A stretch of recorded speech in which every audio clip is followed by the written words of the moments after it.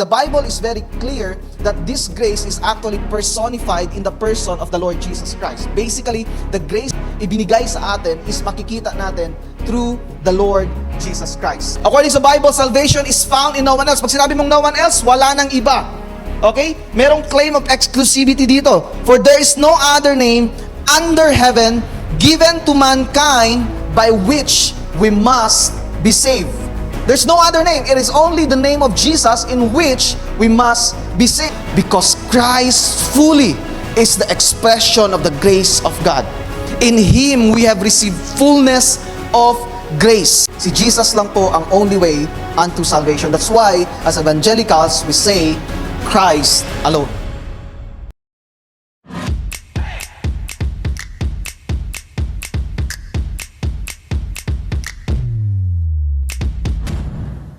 Good morning sa ating lahat, and we are going to continue ang ating series entitled The Five Solas. And for the last 2 Sundays, and this will be the 3rd Sunday that we are going to talk about these 5 solas na napaka-importante. Amen? Nakita ba natin kung gaano ka-importante? Marami tayong natutunan.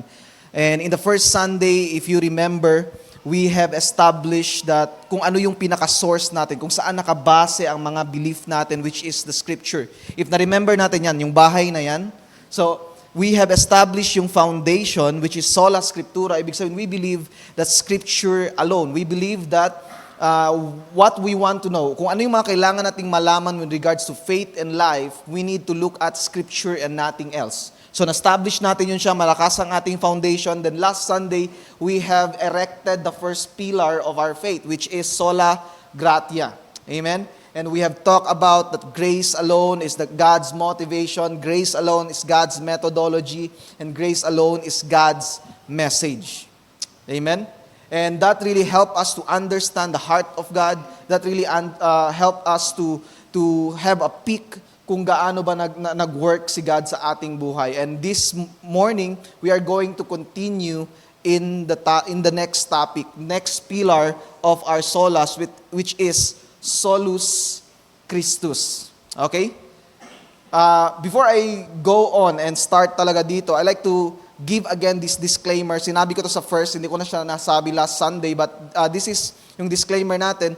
Yung mga topic na ito are the very basic of this solus or of this solas. Okay?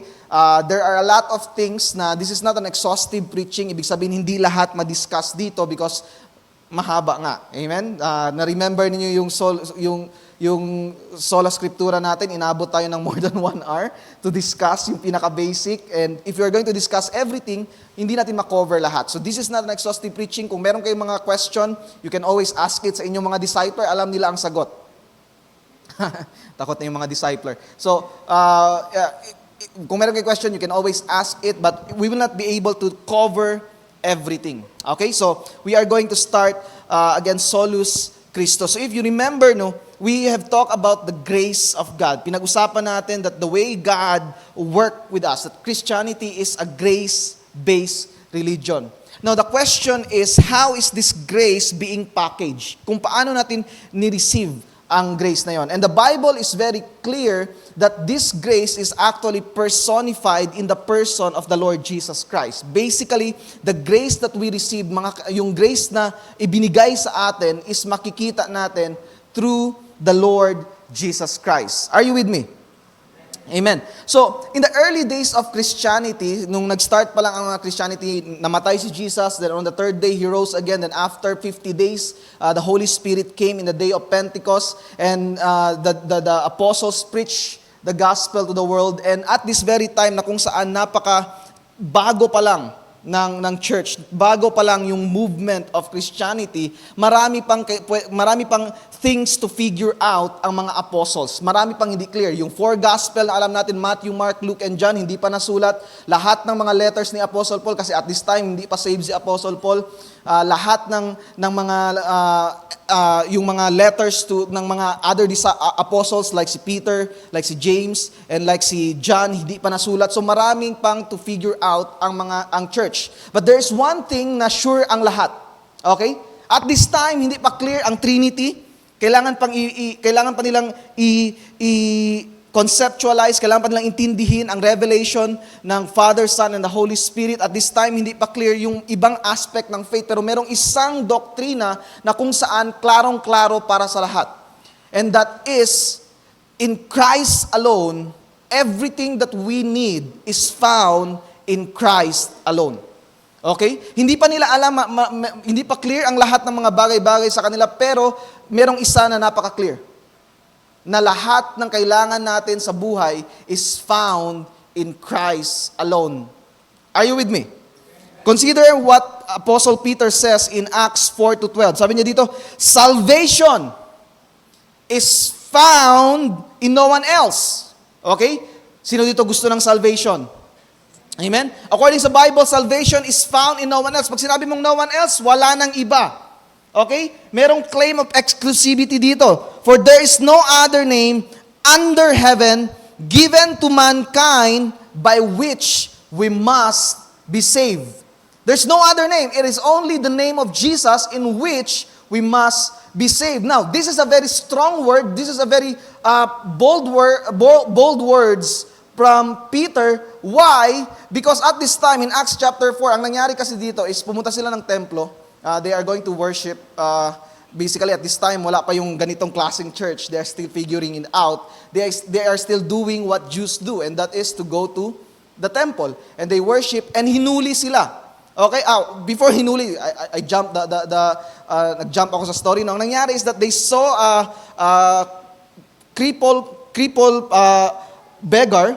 Nandun siya, nagbibeg siya, and sabi niya, nagbibeg siya doon sa gate, and sabi ni Peter sa kanya, silver and gold have I none, but what I have in the name of the Lord Jesus Christ, rise up and walk. So, na-heal yung taong yon. Yung mga tao, syempre, pag may nakita ka ng miracle, punta ang mga tao doon, they ask, anong nangyari, bakit ganyan, stuff. And the one thing that Apostle Peter said that stands out, hindi niya sinabi, powerful ako, hindi niya sinabi, amazing itong miracle. Tingnan nyo, powerful talaga ako. But what he said is that, there's no other name under heaven given to mankind in which we must be saved. And ang nangyari at the time is that pumunta yung mga leaders of the Jews and they arrested them. Okay? They arrested them and they were flogged. Ang nangyari, pinanish sila. And they were commanded to not preach in the name of the Lord Jesus Christ ever again. And itong sinabi nila sa mga leaders of the Jews. Sinabi nila, then they called them in again and commanded them not to speak or teach at all in the name of Jesus. Sinabi ng mga leaders na ito because they believe that Jesus is not a true prophet, yung mga leaders ng mga Jews. And sabi nila, wag na kayo mag-preach in the name of Jesus, but etong sinabi ni Peter because they know that they are convinced that Christ alone is salvation. Marami pa silang kailangang i-figure out, but one thing is sure is that in Christ alone there is salvation. That's why sinabi ni Peter, but Peter and John replied, which is right in God's eyes to listen to you or to him? You be the judges. As for us, we cannot help speaking about what we have seen and heard. We can always learn something from this because makikita natin kung gaano ka-bold ang mga apostle when regards to preaching the gospel. And if you're going to read the story right after itong verse na ito na they said na we will not stop, what happened is that they were flogged again. Okay? Pinalo sila, then they were released. And what happened is that they are happy to be considered faithful, to be persecuted for the name of the Lord Jesus Christ. Now, we can learn something from that we must be bold in spite of persecution. Marami sa atin dito, ayaw na nating mag-follow kay Lord pag meron mahirap na nangyayari sa buhay natin. Ayaw na nating gawin yung mga bagay sa church. Ayaw na nating mag-church kung nahihirapan tayo. Wala pa sa atin dito ang napalo for our faith. Meron na ba dito na napalo for our faith? Meron na siguro, konti lang. But most of us, wala. Ang iba sa atin, nasabihan lang, na-ridicule lang, napagtawanan lang, and all. And we did not come as close as these disciples because they have this one conviction that they know that unless we speak about the Lord Jesus Christ, then walang salvation. Because in Christ alone, there is salvation. So if you're going to come back sa verse 12 na diniscuss natin kanina, pwede mo actually ma-divide pwede mo ma-dichotomize itong verse na ito. Yung one verse na yon, meron kang malilearn doon na at least tatlo. Number one, ang pinaka-idea doon is that in that verse, through Apostle Peter, the Lord Jesus Christ claimed exclusivity. Sabi, the first thing that you can learn there is the claim to exclusivity with regards to salvation. Sinabi ni Peter, salvation is found in no one else. There is a claim to exclusivity to salvation. And this is very important kasi marami sa atin nag-iisip, Jesus, maganda yan siya, pero pwede ring iba. Ganon. Hindi yun ang teaching ng Bible. Ang teaching ng Bible, Jesus lang. He is claiming exclusivity with regards to salvation. Napaka-importante yun siya. And later on, we're going to expound more on that. Number two, the claim to exclusivity with regards to supremacy. So, napakataas. So, si Jesus daw ang pinaka-supreme na pangalan. Sabi dito, for there is no other name under heaven given to mankind. Saan daw galing ang pangalan ni Jesus? Galing sa langit. Binigay sa mga tao galing sa langit. So, it is supreme. Napakataas. Walang magka-claim na galing sa langit na bumaba. Are you with me?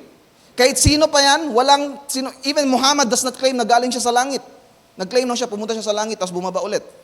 But Jesus is the only one who came from heaven, therefore there is supremacy there, there is authority. Number three, the claim to exclusivity with regards to security. Pag naniwala ka daw kay Jesus, there is assurance of salvation in which we must. Pag sinabi mong must, anong ibig sabihin yan? Sigurado. Tama ba? Hindi maybe, hindi possibly. There's no other name given into heaven and possibly you will be saved. Yun ba ang sinabi? You might be saved. There's a possibility that you will be saved. No, according to the scripture, according to Peter, in Christ, there is a must in salvation. If you believe in the Lord Jesus Christ, must. Merong pong assurance of salvation. Amen. Masaya ba tayo doon na meron tayong assurance of salvation? So, basically, Apostle Peter is preaching here solus Christus. Okay? In Christ alone because there is exclusivity in the name of Christ. Now, hindi pa yun ang preaching natin. Okay? Sa mga preaching class dito, parang kuha na talaga. Parang meron na talagang breakdown. Meron pang literary pattern. Amen? Hindi pa yun. Okay? Preview pa yun siya. Because yung kanina na minention ko is just a claim. Gusto natin pumunta sa pinaka-base na question. The question is, why can Christ claim exclusivity? Okay? In Acts chapter 4:12, through the Apostle Peter, Christ claimed exclusivity. But the question is, how can He claim exclusivity? Bakit Christ alone? Yun yung gusto nating sagutin. Not claiming lang that Jesus claims that He is salvation. But we need to answer the question, why Christ alone? Kailangan natin pumunta sa pinaka-base talaga, sa pinaka-foundation na question. Pinaka-basic na question. We need to ask, ano bang meron kay Kristo? Bakit merong exclusivity of salvation sa Kanya? Yun yung gusto nating sagutin. Ano ang meron kay Jesus? Bakit exclusive ang salvation sa Kanya? Bakit sa Kanya lang merong salvation? Amen? Pag maintindihan natin ito siya, we'll be able to appreciate more the sacrifice of the Lord Jesus Christ 2,000 years ago. Are you ready? Amen. Before we go any further, let us pray and let us ask the Holy Spirit to move in this place. Our Father and our God, we ask for your presence in this place and your guidance and your enabling and your empowering, O Lord. God, we acknowledge that we cannot go on our own. We need your guidance, O Lord. We need your power moving powerfully in our midst, O God. Lord, I pray that you're going to direct my words. May the words, O Lord, of my mouth, O Lord, be acceptable before you. And I pray that you're going to even open the hearts and the minds of your people, O Lord, so that your name will be exalted in this place. This we pray in Jesus' name. Amen and amen. Christ alone. Why Christ alone? Because Christ alone is the full expression of God's grace. Pinag-usapan natin last Sunday, the grace of God, na God is motivated by His grace and meron siyang binigay sa atin na through grace, by grace alone, we are saved. And in that grace, yung konsepto ng grace, unmerited, unearned favor, is fully expressed in the Lord Jesus Christ. Gets ba yun natin? The grace that we have received in which saan yung object ng ating belief, that is the Lord Jesus Christ. He is the full expression of God's grace. Sabi dito, nabasa natin ito siya last Sunday, John 1:16 to 17, out of His fullness, we have all received grace in place of grace already given. In other translation, grace upon grace. In Christ, we have received fullness of grace. Are you with me? And meron pa ditong nag-discriminate si John between Moses and Jesus. According dito, for the law was given through Moses, grace and truth came through Jesus Christ. Moses came and gave us the law, but Jesus came and He is grace Himself. And merong superior language dito, no? Kasi si Moses, he is a prophet, but yung trabaho niya is ibigay yung law. And that is separate from Him. Jesus is different because when He came, He did not brought grace. He Himself is grace. Are you with me? Grace is not separate from the person of the Lord Jesus Christ. He is the grace of God. Let me repeat that. Jesus is the grace of God. He is the expression of God's grace. Gusto mong tanungin, gaano ba ka-gracious ang Panginoon? Binigay niya si Jesus Christ para sa atin. Kung gusto mo malaman kung gaano ka-gracious ang Panginoon, binigay niya si Jesus para sa atin. If you remember, tayo, mga children of wrath tayo. We are unworthy. But because God is gracious, He sent His Son. Ganito yan. Tayo, okay? Alam natin yung mga failures natin, yung mga kasalanan natin, yung mga kalokohan natin, yung mga kamunduhan natin. Then si Jesus, perfect Son of God, amazing, high and lifted up, worshipped by angels, came para sa atin. Now, see the difference there, kung gaano ka-different ang value natin at sa value ni Jesus. And through Christ, we have received fullness of grace. It says here in Colossians 9 to 10, for in Christ, all the fullness of the deity lives in bodily form. And in Christ, you have been brought to fullness. In Christ daw, you have been brought to fullness. Puno tayo because of Christ. Ang ibig sabihin po nito, lahat ng kailangan natin when regards to salvation, when regards to fulfillment, when regards to purpose, everything that we need in order to have a fruitful life, in order to have a saved life, is found in the Lord Jesus Christ. Hindi natin kailangan ng ibang mga bagay dito sa mundo, kailangan natin si Kristo. Amen. And because Christ is the full expression of God's grace, hindi na po kailangan ng iba pa so that grace will be received by us. Okay. The Roman Church have this concept wherein the grace of God is administered in their belief, which is the sacerdotal system and the sacramental system and plus si Mary. Ano yung sacerdotal system? Familiar sa inyo? Sacerdote? Narinig nyo na yung term na yan? Sacerdote? Means the priestly system. Ibig sabihin, through the priest, through the special person that is consecrated by the church, you can avail yourself of the grace of God. That's why you go to Him to confess your sins. Are you with me?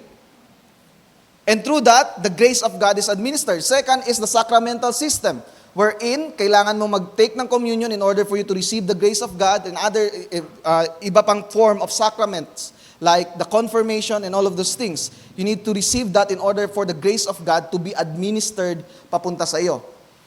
Thirdly is, eto na, the concept of co-mediatrix and co-redemptrix in regards to Mary.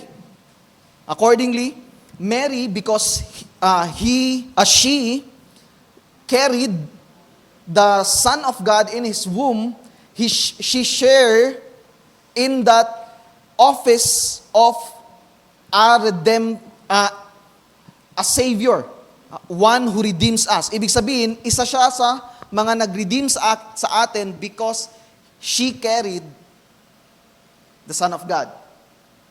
And not only that, she takes the office of mediator. Ibig sabihin, tayo, si Mary, si Jesus, tapos si God. Okay? So nadagdagan ng another level. Now that's not how the teaching of the Bible. The teaching of the Bible is that it's Christ, the mediator between us and God. Amen. Hindi na natin kailangan si Mary nandyan. It's an additional burden sa atin. Parang, kasi ganito daw yan, kung hindi tayo makadirect kay Jesus, kasi may sin tayo, so daan muna tayo kay Mary, kasi siya ang makiusap kay Jesus. Kapag nakausap na ni Mary si Jesus and vibes na, okay na, doon na naman siya sa Father, so that we will be accepted. That's why you have prayers like, Mary, pray for us. That's why merong mga prayers na, there's a lot of prayers in regards to Mary mediating sa atin. But according to the Word of God in 1 Timothy 2:5, this is not galing sa akin, okay? According to 1 Timothy 2:5, for there is one God, and there is one mediator between God and men. Ilan daw ang mediator? One. There is one mediator between God and man. Sino daw? The man Christ Jesus. Meron lang isa. The mediator is Jesus. So hindi mo na kailangan ng iba-iba pang mga tao. Let me be clear, ganito po yan. Hindi nyo po kailangan pumunta sa akin para ma-access nyo ang Father. Okay? Hindi nyo kailangan, parang, nandyan si pastor. Okay lang na magpa-pray kayo sa akin. Pero if hindi nyo talaga ako mahanap, it doesn't mean that you cannot come to the Father. Are you with me? Wala si pastor. Wala ang grace ni God. Hindi po kailangan ganon. Hindi kailangan na nandito ako para mag-grow kayo in faith. Are you with me? Because I'm not the mediator. The mediator is Christ alone. Are you with me? Hopefully this is very clear. Para mag-grow tayo, hindi po kailangan na lahat ng kailangan in regards to spiritual matters, pupunta kayo sa akin. You can ask question, clarification and all, walang problema yun siya. I'm not saying parang ayaw mo lang mag-deal sa amin. Hindi po ganon. Ang point po dito is that you can come directly to your Father because you have a relationship with the Lord Jesus Christ. Clear? Clear? And you don't need to confess yung sin ninyo sa akin in order to be forgiven. Because you have the mediator, which is the Lord Jesus Christ. Now, there's still a concept of confessing your sin to one another, but the purpose of that is restoration. Kung kanino ka man nagkasala, you confess your sin to that person para magkaroon ng restoration between you and that person, or ikaw mismo para matanggal yung burden sa puso mo, mag-confess ka to your fellow believer so that mapag-pray ka. Okay? Meron pa rin konsepto na ganun. But that forgiveness, ang purpose nun is for your relationship dito sa mundong ito, not your relationship between you and the Father. Because there is an assurance of relationship through the Lord Jesus Christ. Clear ba yun sa atin? Clear ba yun sa atin? That's why, if you are here in this place, nagwa-wonder ka, bakit ang mga evangelicals hindi nagpe-pray sa mga saints? Bakit ang mga evangelicals hindi nagpe-pray kay Mary? Bakit against talaga sila dyan? Because it is actually an insult to the sacrifice of the Lord Jesus Christ 2,000 years ago. What you are saying is, si Jesus pinako sa krus. Lahat-lahat na pinagdaanan. Okay? He was beaten. Crown of thorns. According to scholars, kapag nabit ka, according to the Roman way, yung likod mo, klaro na yung ribs mo dito. Okay? Hindi yung parang namumula-mula lang, hindi ganon. Okay, sino dito napalo na ng belt ng nanay nila sa likod? Namumula, no? Hindi po ganon. Hindi lang pula, hindi lang yung parang tanburot-burot. It's really itong flesh mo tanbitay. Are you with me? And sa mga picture natin ngayon with regards to crucifixion, si Jesus may takip dito. The original crucifixion, wala po. It is totally naked. It is a very humiliating death.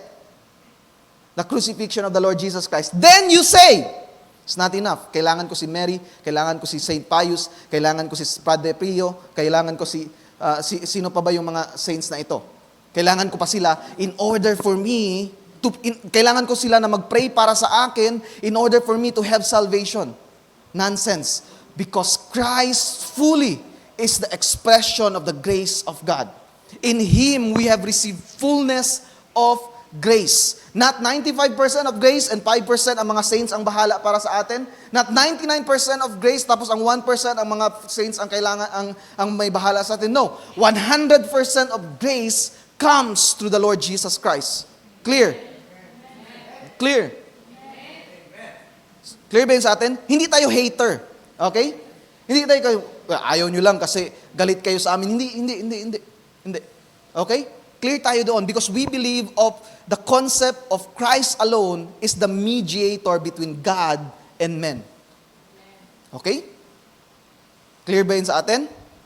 Hopefully that is clear. Christ is the full expression of God's grace. Number 2, Christ is the faithful expression of God's grace. Okay? In Christ there is fullness of grace. In Christ there is a faithfulness in the grace, in faithfulness in God in which the grace is dispensed because Christ was promised sa atin.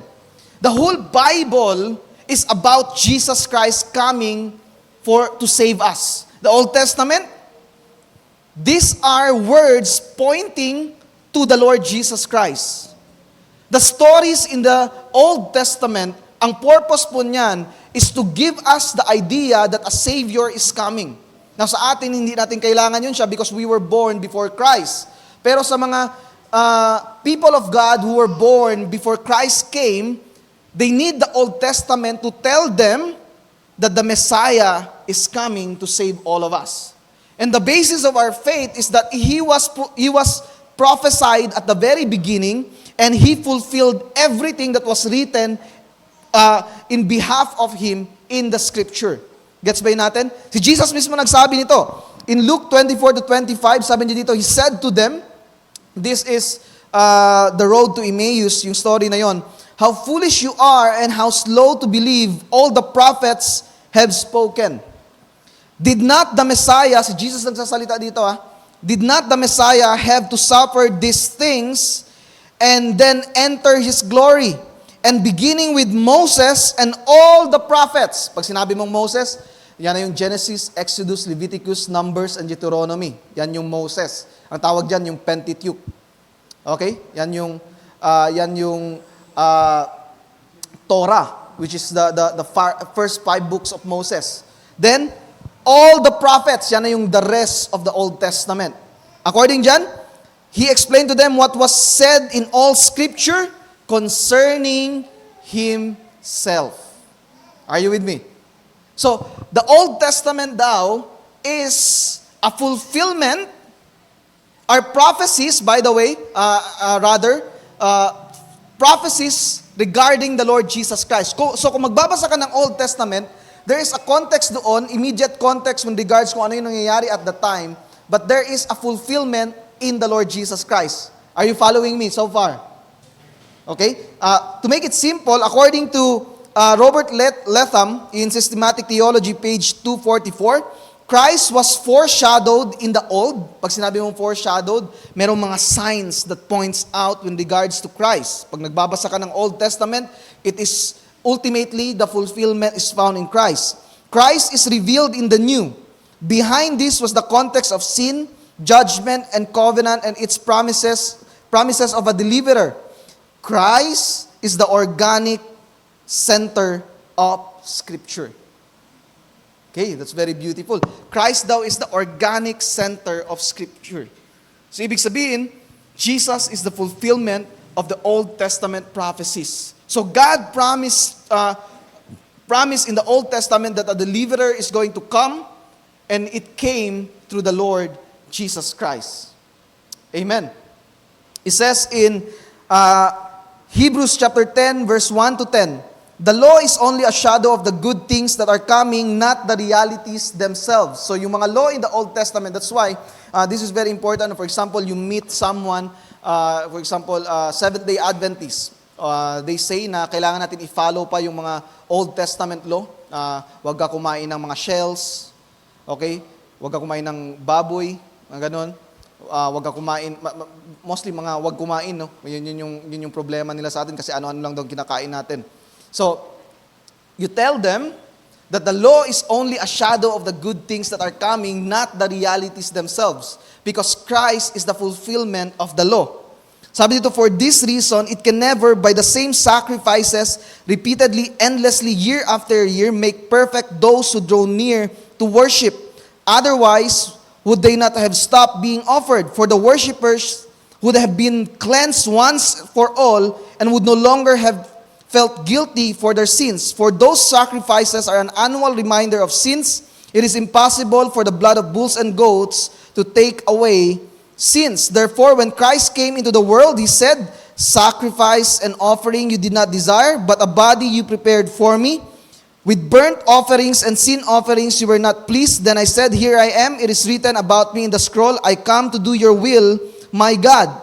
First He said, sacrifice and offerings, burnt offerings and sin offerings you did not desire, nor were you pleased with them, though they were offered in accordance with the law. Then He said, here I am, I have come to do your will. He set aside the first to establish the second, and by that will we have been made holy through the sacrifice of the body of Jesus Christ once and for all. Nagets ba yun natin? Because Christ fulfilled the Old Testament prophecies, we reap the benefits of those blessings na makikita natin in the Old Testament. For example, most of you are aware of this, kailangan ko ng lamb. Sino kaya pwede maging lamb dito? Si Leroy ang lamb. Okay? Si Kevin ang priest. Tapos, sino ang sinner?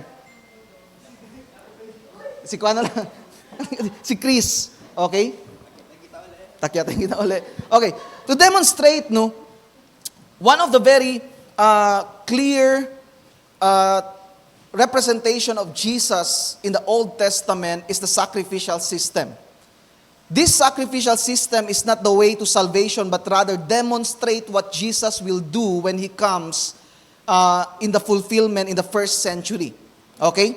For example, si Kevin ang priest. Okay? So, usually ang priest comes from the tribe of Aaron. According to the scripture, most probably they are the most handsome they're the most handsome tribe kasi hindi po basta-basta pwedeng mag-priest. Meron hindi pwede basta-basta mag-priest. This is in the scroll, okay? Okay. In order for you to be a priest, you are being examined na wala kang depekto. Okay, wala naman depekto, okay? Ang priest, walang depekto dapat in order for you to become a priest at that time. So basically, ang pinaka-gwapo, usually yun ang nagiging high priest, okay? Hindi, chosen by God. Hindi tinitignan ni God yung mukha. But merong dapat na wala siyang complications. Now, si Chris may kasalanan. Okay? This represents all of us. Si Chris, lahat tayo may kasalanan, nagkasala. Okay. So, nagkasala si Chris ngayon. Now, dahil may kasala si Chris, kailangan niyang bayaran ng kasalanan niya. For the wages of sin is death. So, si Chris ngayon, kailangan niya magdala ng sacrifice. Okay, kailangan niya magdala ng sacrifice in order to atone or to pay. Pag sinabi mong atone, magbayad ng kasalanan niya. So magdadala siya ng sheep. Sheep to dong dito. Okay. Okay. So, dadalhin niya ang sheep sa priest. Now, ang priest will make an examination or itetest niya. Now, question, sino ang itest niya? Ang sheep or ito, ang may kasalanan? Ang sheep. Hindi niya natatanungin ang may kasalanan. May kasalanan ka? Obviously, kasi nagdala siya ng sheep. So, alam nila na may kasalanan to siya. So, he is going to examine the sacrifice. Dapat walang depekto. Walang sugat, walang kagid, walang extra na finger. Kompleto dapat. Okay? Dapat malinis ang lamb. So, pag sinabi ng priest, fights, okay, okay. Pasado ang animal. Sintanay. Itong sinner, ano ang gagawin niya is that he is going to lay his hands sa animal, and what will happen is that itong kasalanan ng animal, ang kasalanan ng sinner will be transferred papunta sa sheep. And yung innocence ng sheep will be transferred papunta sa sinner. Sino na ngayon ang dapat mamatay? Ang sheep. So, ang priest is going to kill the sheep and sacrifice him on the altar. Now, okay, that's what happened on the cross. Jesus Christ, the lamb, the kardero ng Diyos, Kordero pala, okay, sorry, Kordero ng Diyos na nag-aalis. Okay, He is the Lamb. Okay, the Lamb of God who takes away the sins of the world. He is represented by the sheep. So pag nagbabasa ka ng Old Testament, nakita mo merong sheep that is sacrificed for the sin of the sinner. That is a picture of the Lord Jesus Christ dying on the cross for us. Because on the cross, He took away our sins, okay? And it was transferred papunta sa Kanya, and His innocence, His righteousness was transferred papunta sa atin. That's why Jesus Christ died on the cross para sa ating lahat. Amen. Are you with me? And marami pa pong mga shadow in the Old Testament that will picture the sacrifice of the Lord Jesus Christ, who He is sa atin. We don't have time to go through all of them. For example, the concept of the kinsman redeemer. Marami pa po ito. But the Old Testament is a picture of the Lord Jesus Christ, and the fullness of it is found in Him. Through the Lord Jesus Christ, God the Father faithfully fulfilled His promises in the Old Testament. Are you with me? Clear ba yun sa atin? In Christ alone, all the promises of God faithfully came to fulfillment. Again, faithfully came to fulfillment. Because we are made righteous through the Lord Jesus Christ. Okay na, go na. We are made righteous through the Lord Jesus Christ. All the benefits of His righteousness napunta sa atin. Amen? Romans 10:4, sabi dito, Christ is the culmination of the law so that there may be righteousness for everyone who believes. Amen. Hindi nyo nakuan.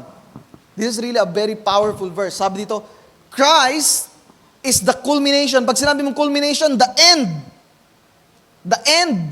of the law so that there may be righteousness. Okay? The word culmination connotes not only tinapos or end, but also fulfillment. That's why the word culmination is very important. Of the law, so that there may be what? Righteousness for everyone who believes. Ano yung alam natin? Paano tayo maging righteous? Good works daw. But according to Scripture, righteousness is found in the Lord Jesus Christ. Because He fulfilled the law on our behalf. Amen? That's why when you read the Old Testament and all these laws, praise God, Jesus came. Or else we are going to die in our sins. Amen? Then Christ is the culmination.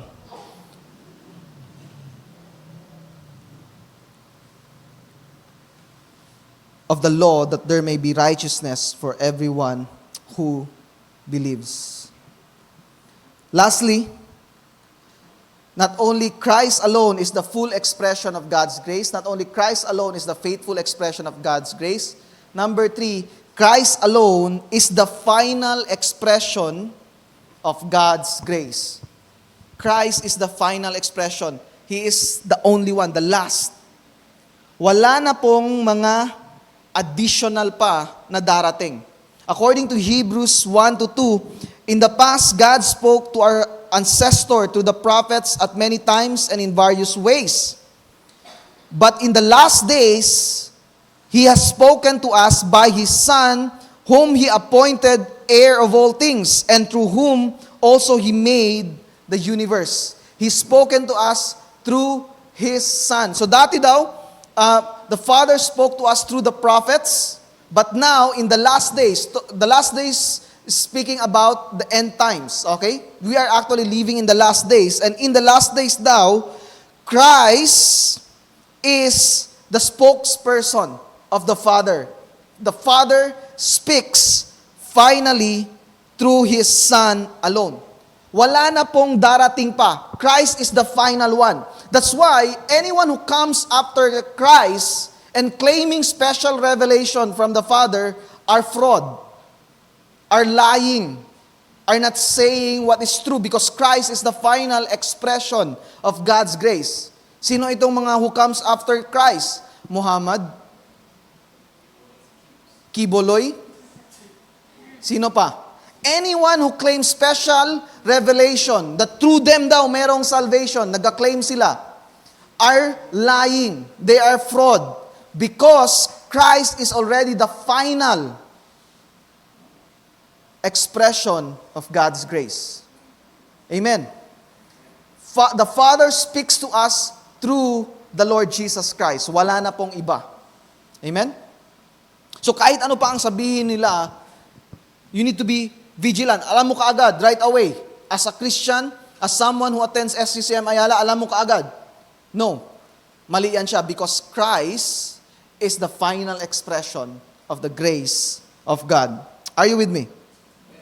Sabi dito in John 3:18, whoever believes in Him is not condemned. Yung Him dito is the Lord Jesus Christ. But whoever does not believe stands condemned already, because they have not believed in the name of God's one and only Son. Now this is very important. According dito, if you believe in Him, you are not condemned. But if you do not believe, you stand condemned because you did not believe in the name of the Son of God. What does this sound? This sounds like an ultimatum, right? Parang, eto na, ang pinaka-huli. If you do not believe, you will be condemned. But if you believe, you will not be condemned. The testimony of Scripture is that we must believe in the Lord Jesus Christ so that we will be saved. In Christ alone. Amen? So, there is no other way. There is no other way. Si Jesus lang po ang only way unto salvation. That's why, as evangelicals, we say, Christ alone. Naintindihan ba yun natin? Christ alone. Wala na pong sino man ang darating pa. Walang sino man ang pwedeng gamitin ng Panginoon so that we will be saved. Only Jesus Christ alone. Amen? So to end this, last Sunday, I told you that grace is God reaching out sa atin. And that is a picture of someone reaching out, pag ganun, nag-reach out, that is reaching out, right? It can be, for example, dito, may kanal, or something dangerous dito, and reach out. Hahawakan yung kamay mo. That is reaching out. And the Lord did not do that para sa atin. The way the Lord reached out sa atin is kind of different. Because when the Lord reached out sa atin, it's not only He extended His hands, but also He came Himself. Are you with me? Hindi lang po yung parang, okay, hawak ka. No. The Lord came to collect us, to come for us. That's why our conviction is Christ alone. Kasi kanina no yung kinakanta natin yung kanta, it's really powerful song. Ano nga yung lyrics ng kanta? I will boast in Christ alone. His righteousness and not my own. I will cling. Pag sinabi mong cling, hawak. Hindi lang hawak, higpit na hawak. Yeah, that's cling. Kahapon pumunta kami ng SM, sinama namin si Ana. And we discovered something about sa kanya. I don't know kung alam to ng parents niya. Is that takot siya sa elevator. Okay? Takot siya sa elevator and nung nandun na kami sa elevator, hindi pa kami nakapasok, mahigpit yung yakap niya sa akin. Takot daw talaga siya sa elevator. Hindi ko mag-get siguro. Sabi ko, ano pinanood mo? Nakapanood daw siya ng nakakatakot kasi nanood daw siya na nahulog daw, nag-shake daw, parang nag-earthquake, tapos elevator, parang gano'n. So takot siya sa elevator. So she was holding sa akin, as in, cling talaga. That is the picture on how we must cling in the Lord Jesus Christ. Are you with me? Hawak ng mahigpit, hawak ng mabuti, huwag bibitaw. Amen? So when we sing that song, I will boast in Christ alone, His righteousness and not my own. I will cling to Christ my hope. His mercy reigns now and forever. And I really love yung bridge niya. Actually, that is an old hymn. Dinagdag lang ng Hillsong doon, but that is a very old hymn. Ano ngayon? What can wash away my sin? Nothing but the blood of Jesus. What can make me whole again? Nothing but the blood of Jesus. Oh, precious is the flow that makes me white as snow. Oh, no other found I know, nothing but the blood. I love that yung word na, oh precious is the flow that makes me white as snow. Because that is actually a verse in Isaiah. Sinabi ni God, let us reason together. Come, let us reason together. No matter how dark is your sin, if your sin is as dark as scarlet. Ano yung scarlet? Yung maroon na red. Okay? Kung napakapula ng kasalanan mo, sabi niya, I can make you as white as snow. Amen. Sabi ng Panginoon, come, no matter how dark your sin is, through me, I can make you white as snow. Amen? Amen? So when we take the communion right now, let us put that in our mind. Because the communion is a reminder of what Jesus did 2,000 years ago.